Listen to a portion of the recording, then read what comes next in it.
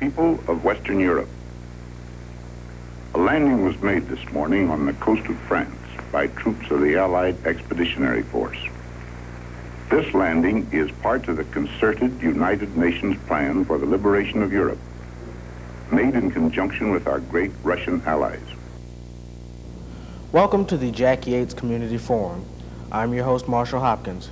This is a special edition because, as you can see, we've left our studio in Houston, Texas for, I must say, a much nicer venue here in Dallas, Texas. Our guest today is regarded by many as the leading historical author of our time. He holds a doctorate in history. He's a 35-year veteran of the classroom. He is the author of over 20 acclaimed books, one of which was turned into the blockbuster movie Saving Private Ryan. To add to this already distinguished resume, he is the founder of the National D-Day Museum, which opens on June 6th, 2000. Ladies and gentlemen, Dr. Stephen Ambrose. Good morning. Nice to be here. Let's jump. Since they're editing, can I say good afternoon? Oh, yeah. Good afternoon. Let's jump straight into World War II, a particular area of your expertise. Could you detail and give some validation to the rumor that in December of 1941, Adolf Hitler made some sort of bet that the German army would, and I quote, outfight the soft-spoiled children of democracy? He certainly believed that. He didn't actually make a so many marks bet with anyone. He just predicted it to his staff, who were a little bit appalled that you're declaring war on the United States. Don't you know that's why we lost in the First World War? America came in and Germany lost. What are you doing? And he said, those spoiled sons of democracy can't fight. They will not ever be able to match my boys brought up in the Hitler Youth. Operation Fortitude. Moving on. Operation Fortitude, in which a fictitious First Army group was made of rubber trucks, tanks, and ships, was a very successful diversion, and it led the German army to believe that the attack would actually occur at Calais rather than where the actual attack would take place. Could you tell us more information about this and how significant British intelligence was at this time? Well, the setting up of Patton in command of this dummy army in Dover, which is where the channel is at its narrowest, from Dover over to Calais, a little more than 20 miles, was a big boost to the deception, because the Allies knew from radio intercepts that the Germans regarded George Patton as the Allies' best general, which is something that Patton agreed with entirely. But Eisenhower didn't. He thought that Bradley was the best that he had, and he wanted Bradley in command at the actual invasion in Normandy. But he wanted to take advantage of that German perception of Patton, and he put Patton in command of this dummy army at Dover with papier-mâché tanks and rubber tanks, and the jeeps drove around dragging canes behind them to stir up dust, and efforts were made to convince the Germans that the Allies, in fact, had twice as many divisions in England as they really did have, by putting out rumors that they knew that these German agents would send over to their handlers in Hamburg, that is, the guys that received their radio message, that I saw the 151st Division today in Dover, and I saw the 192nd Division the other day in so-and-so a place. And the Germans put all this down on their reading of the order of battle with the Allies, and we fooled them. How significant was the breaking, was the British intelligence breaking that code called, I believe it was called Enigma? The Enigma code, that's yes. right. How significant was that to the war effort? Well, it was wonderfully usable, because you could find out what the Germans were up to. If they were sending a train to such and such a place, you knew that they were building up there. If they were moving a division from here over to there, then you'd better look out over there. Or attack orders even. They were able to get those on the radio and then break that code and know exactly what the Germans were up to. A friend of mine was once asked, listen, if the Allies were breaking the German radio code all through the war, how come we didn't win the war sooner? And his reply was, we did win the war sooner, and we did. Now, the first troops to fight on D-Day, as I understand it, were the American 101st and 82nd Airborne and the British 6th Airborne. How many of the paratroopers became scattered, and how effective was this in confusing the Germans? Virtually all of them came down scattered. The planes went all over the place, especially the transports carrying the American 101st and 82nd Division. The British 6 was scattered, but not so bad. The Americans landed all over the place because the pilots were trying to avoid flak, and they were zooming this way and zooming that way, and they were hitting the buttons for the guys to drop out, and so on. So the American airborne landed damn near all over the peninsula. That was much regretted by the men themselves and by their officers, and it was very hard to get them together, and sometimes it took days before you were able to get the whole company together. But it had a marvelous effect on confusing the Germans, because they'd get a report from this village, and then a report from that village, and then a report from this crossroads that an American paratrooper, or 2 or 3 of them, have landed here. And pretty soon, they thought, Mother of God, there must be 1 million of these guys coming in by air.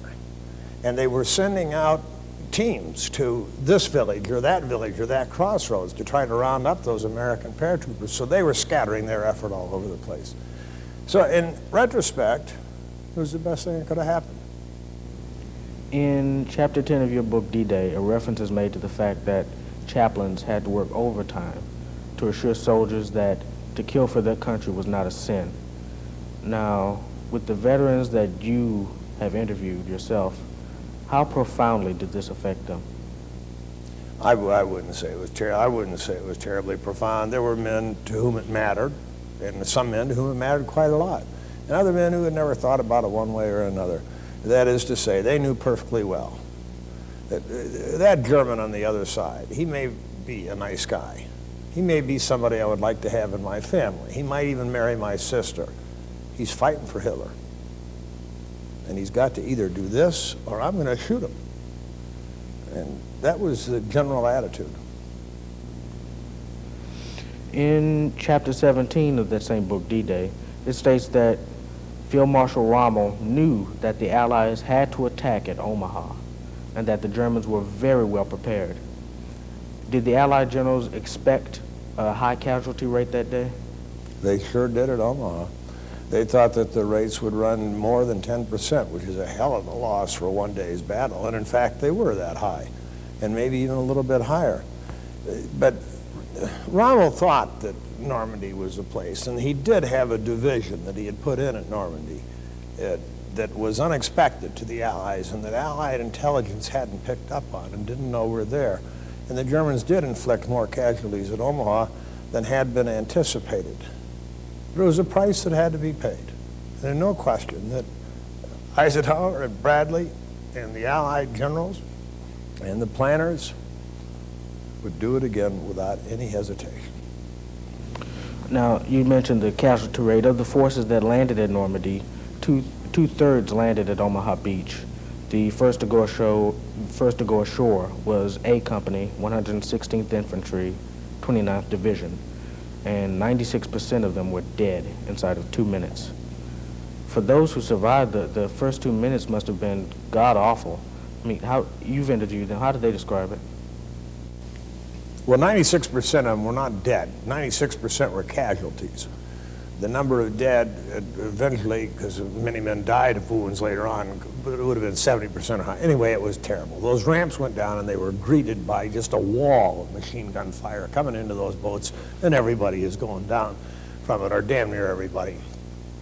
A dear friend of mine, his name is Bob Slaughter, was one of the guys in that boat from Company A. He didn't get hit. He got out of the boat successfully, and he managed to crawl his way up to the beach through the water. And then he was able to, by crawling on the sand, get up to the seawall, which is about 4 or 5 foot high, made of small stones. And there he could finally catch his breath and take a little break. Well, he reached back to pick up his cigarettes, which were in his haversack and back, and he brought them out, and they were all full of machine gun holes.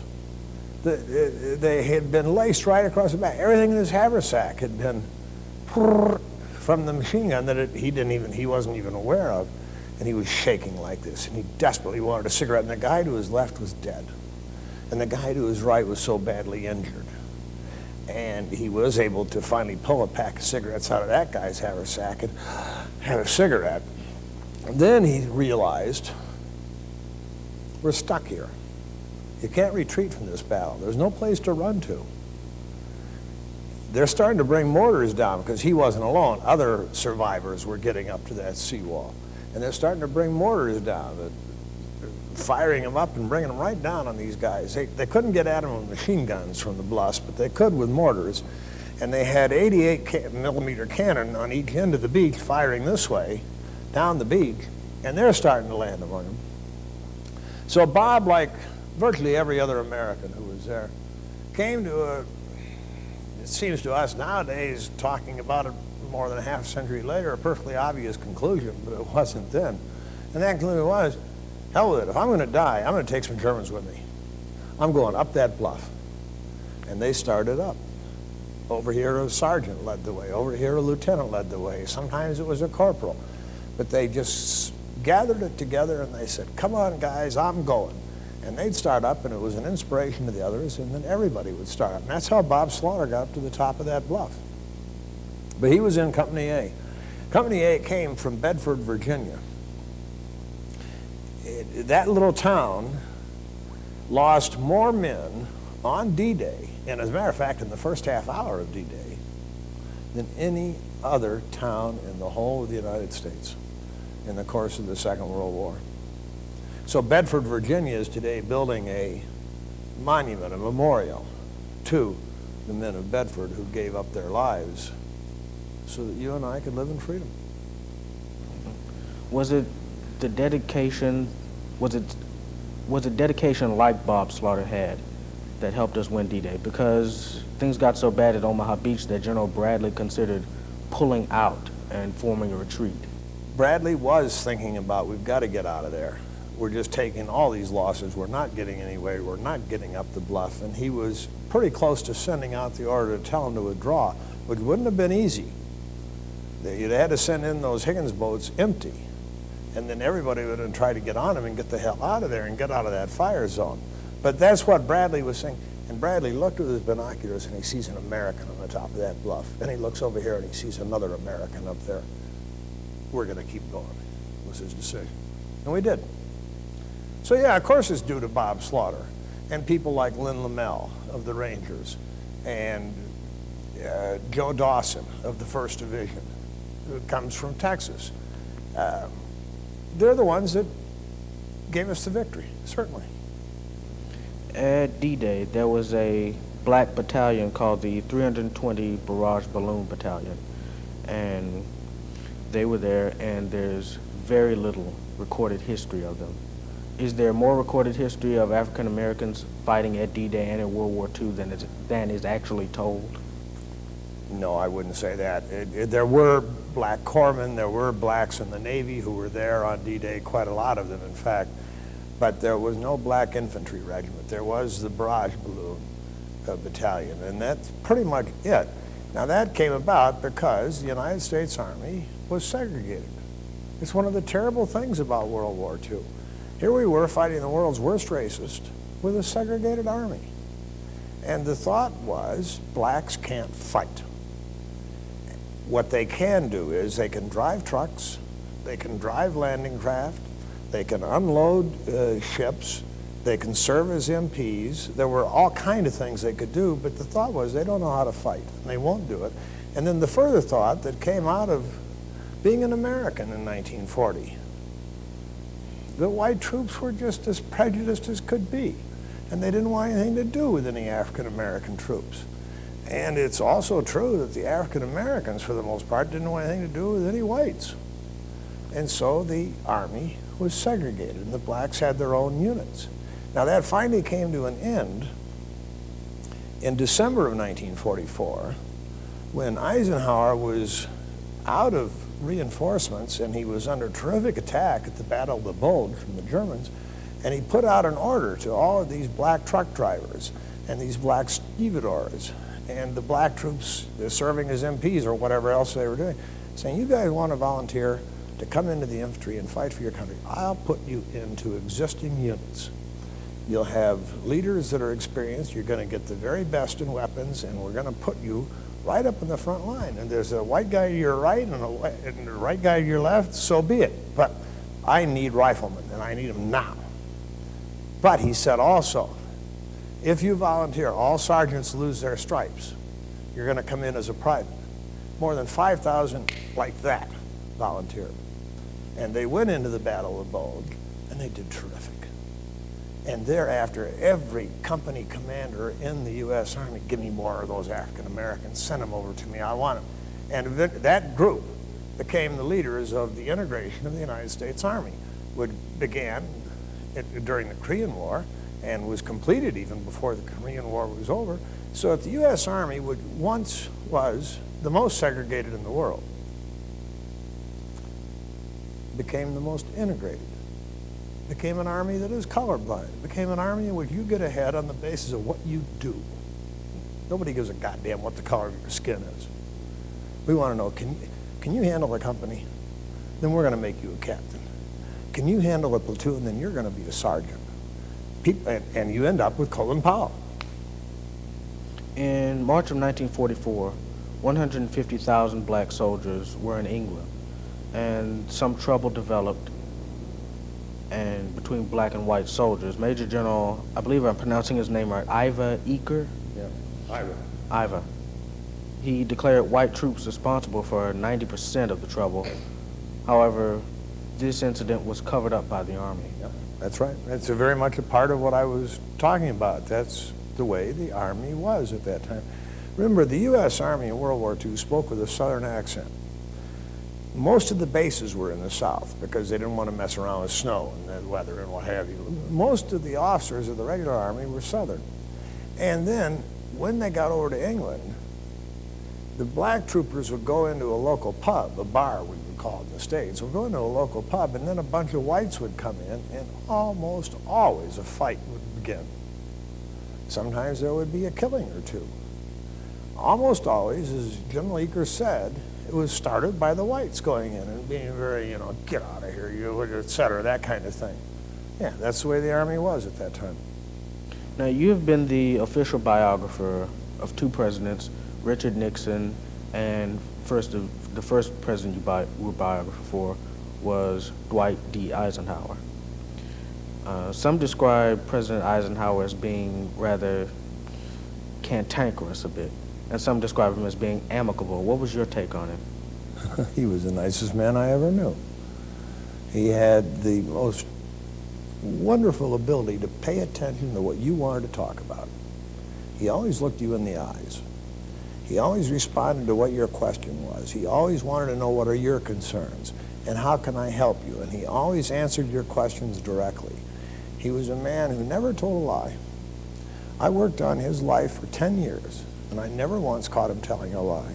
He was a man who had great respect for other people and what they did, so that if you were a writer, or if you were a physicist, or if you were a musician, or if you were a dancer, or if you were an artist, or if you were in this or that business, whatever, he wanted to know, how do you do that? His concern was very genuine and ran very deep. In this, he was the exact opposite of Richard Nixon, who had no respect whatsoever for other people. He just wanted to know, how much have you contributed to my campaign?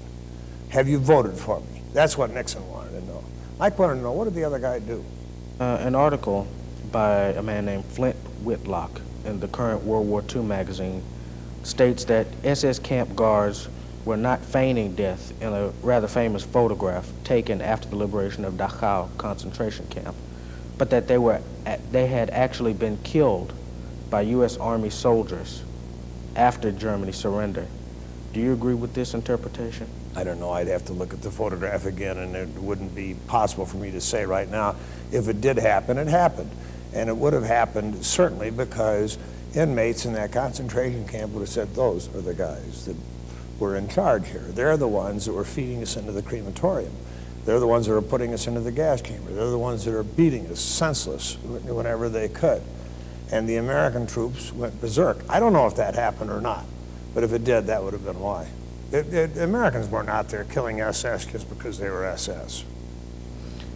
Are you upset that there's not a greater outcry for a World War II memorial in Washington?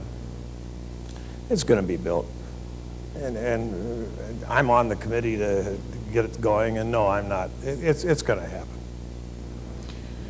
You have been a teacher for roughly 35 years. You were on the university level, so I assume that you dealt with many young people. Sure.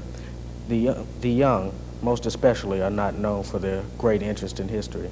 So how did you keep them interested and alert for 35 years? I learned how to write. And I did it because I get up early in the morning, and I would have an 8 o'clock class. So this is the American History Survey. And I'd get to that 8 o'clock class, and I'm looking out at my 30 students in there. I got to figure out some way to keep these kids awake. I got to figure out a way to get them interested. And that's how I learned how to tell a story. And you do it chronologically, and you build up, and you're always surprising your listener or your reader with what happens next. And that's where I learned how to do it. So I kept them awake by telling them what happened, but telling them in the way in which it happened. And nobody knew at the time that D-Day is going to work, for example. And they didn't know that. Nobody knew at the time that Robert E. Lee is going to surrender at Appomattox. Nobody knew, etc. And you got to tell the story that way. The film Saving Private Ryan, Sure. based on your book D-Day, Yep. reached a humongous audience. Yep. There are some reports that say that after the movie was over, young people who watched the film came out and approached and spoke to veterans who also went to see the film. Is this the effect that you hoped would have with the film?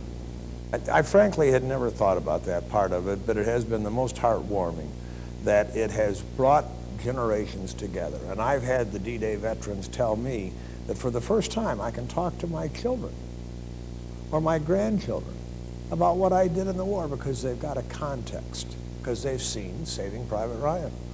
I think that's a terrific thing that Spielberg has done here to bring the generations together in that way. Can you tell me what it was like to work with Steven Spielberg on the film? So I'm the first person in the whole world to have seen the completed film. Steven called me and he said, I've got it in the can now and I want you to see it. And I said, fine. And he said, you fly out to Los Angeles and we'll show it to you. And I said, Steven, I ain't gonna fly to Los Angeles to watch a goddamn movie. And he said, we'll fly the movie to you. And he did, with his assistant producer. And they rented a 1,000-seat theater, and I was the only person in it, with cops surrounding it all around. And I sat down, and they put the film on. Not they, the assistant producer was up in the projection booth. And the first 26 minutes went by, the battle scene. And I got up from my seat, and I said, cut. And he came running out of the projection booth after you cut. What's the matter? What's the matter? I said, nothing the matter. I just need to recover. And I walked around for 10 minutes just trying to recover from that scene. So then I watched the rest of the movie, and I went home, and the phone rings, and it's Steve, and he says, what do you think? I said, I think it's the best war film ever made. He said, no, you tell me. What do I need to change in it? And I said, you don't mean that.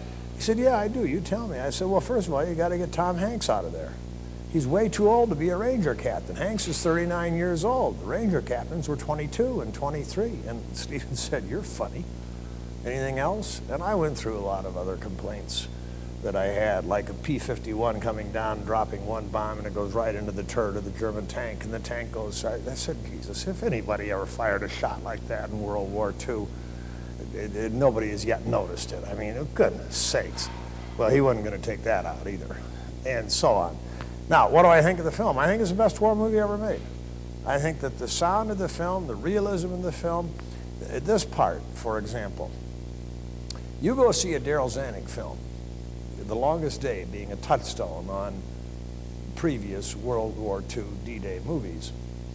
And in a Zanuck film, when an American gets hit, he either gets it right here or he gets it right here, and he's immediately dead. And his commanding officer can write home to his parents or the grieving widow, he never knew what hit him. He didn't suffer. But I'm telling you what, they do know what hit them, and they do suffer. And they're trying to put their guts back into their stomach. Or their arm has been blown off, and they're holding up their left arm and their right arm and looking at it aghast, and so on.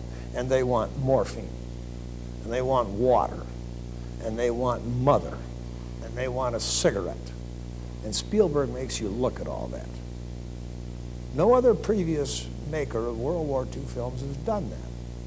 But you do that when you go watch a Spielberg film. So I think it's It's a terrifically good film. Many veterans that you've asked, do they agree with you? Or? Yes. The D-Day veterans tell me to a man that it's the most realistic. They would say, Bob Slaughter said this one to me, he said, the only thing missing is the smell of cordite. They think that it's just caught the essence of combat in World War II. And they tell me that because of that film, I can now talk to my children or my grandchildren about what it was like to be in the war because they've got some context. Now, DreamWorks Pictures has bought the rights to another book of yours called Citizen Soldiers, and they have plans to transform it into a television movie. Yes. Do you really think that this story can be effectively told on TV? Yeah, I'll tell you the truth. All I'm concerned is the bank going to cash their check or not? I don't have any control over the movie that they're going to make, just like I didn't have over Saving Private Ryan. I wrote the book. Spielberg read it. He got a lot of ideas out of it, and he transforms them into a movie. I probably would have written the movie somewhat differently, but I wasn't involved in that. And I'm not going to be involved in the script for, it's not just Citizen Soldiers, they're also the Band of Brothers book that they're going to be making a TV miniseries out of, and they're going to do whatever the hell they're going to do with it. I mean, this is Hollywood. And what do you think? We're not chiseling this in stone. Nobody's handing this down from Mount Sinai to anybody. It's a movie. And I hope that they do an honest job of it. And I think an honest job will get more viewers than a dishonest job. And they know that I feel that way. And they're acting accordingly. When you were 10 years old, your father was fighting in the Pacific. And despite your young age, you were an ardent supporter of the war effort, raising Victory Garden. It wasn't just my age, it was everybody from 2-year-olds up to 92-year-olds. We were all in it together, and we knew it. And everybody was contributing to the war effort. And I was one of about 120 million Americans at that time who was doing that. Did this have a great impact on your life and your work? It turned out that way. I hadn't expected that to be the case. So when I went off to college, I started off as a pre-med student. And then I switched over to a history major, and I was really caught up by the Civil War. And I spent maybe the next 10 years of my life doing Civil War history. And then General Eisenhower called, and that moved me into World War II. Well, my final question for you, Dr. Ambrose, is not so much about the past, but about the present and the future. You have taught at many universities, and I'm sure you've dealt with many young people, roughly age 17 to 21. Given your experience with them, your contact with them, and your interviews with D-Day veterans, do you believe that this generation, if such a situation as World War II arose today, do you believe that this generation could make the same sacrifices that were made so many years ago? Absolutely. I have no doubt about that. American kids are brought up as children of democracy, and they know the difference between right and wrong. And they don't want to live in a world in which wrong prevails. Now, clearly, there are a lot of criminals in our society, and there are a lot of misfits, and I can't obviously speak about every single member of the 17 to 21-year-old generation today. But I'm telling you, the majority of them, without any question, will fight to defend democracy. Now, it's got to be under a serious attack, the kind of attack that Hitler was putting it under, if you're going to get them aroused and if you're going to get the whole country to pull together behind it. But if that situation, which is the way you put the question, was to arise, you're going to be there. I know damn well you're going to be there. And I know that the cameramen are going to be there. And I know that your classmates are going to be there. I don't have any question at all about it. I want to thank Dr. Ambrose for joining me here today. Thank you very much. This has been the Jack Yates Community Forum. Thank you and good night. Our sons, pride of our nation, this day have set upon a mighty endeavor